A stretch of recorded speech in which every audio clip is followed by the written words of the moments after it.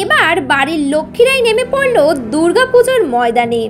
যেখানে মা দুর্গা স্বয়ং নারী শক্তি, সেখানে ৩৬৫ দিন সংসার সামলানোর নারীরাই আজ দুর্গাপুজোর এক অনন্য দৃষ্টান্ত।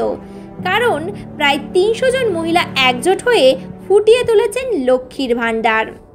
জলপাইগুড়ি জেলার ধূপগুড়ি ব্লকের প্রত্যন্ত ছাড় আলতা ২ নম্বর গ্রাম পঞ্চায়েতের এবারের দুর্গাপুজো এক অনন্য দৃষ্টান্ত স্থাপন করতে চলেছে।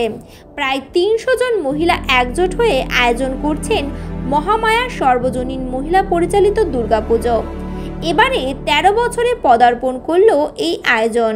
শুধু উৎসব নয়, রাজ্য সরকারের বিভিন্ন উন্নয়নমূলক প্রকল্প, বিশেষত লক্ষ্মীর ভাণ্ডার তুলে ধরা হচ্ছে এই পুজোর মূল থিমে। শুরু থেকে আজ পর্যন্ত এই পুজোর যাবতীয় দায়িত্ব সামলাচ্ছেন মহিলারাই।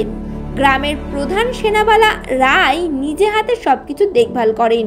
বাজেট তৈরি, মণ্ডপ সজ্জা, ভোগ রান্না, অতিথি আপ্যায়ন সবই সামলাচ্ছেন গ্রামের মহিলারা। পুরুষেরা পাশে থাকলেও নেতৃত্বে রয়েছেন নারীরাই।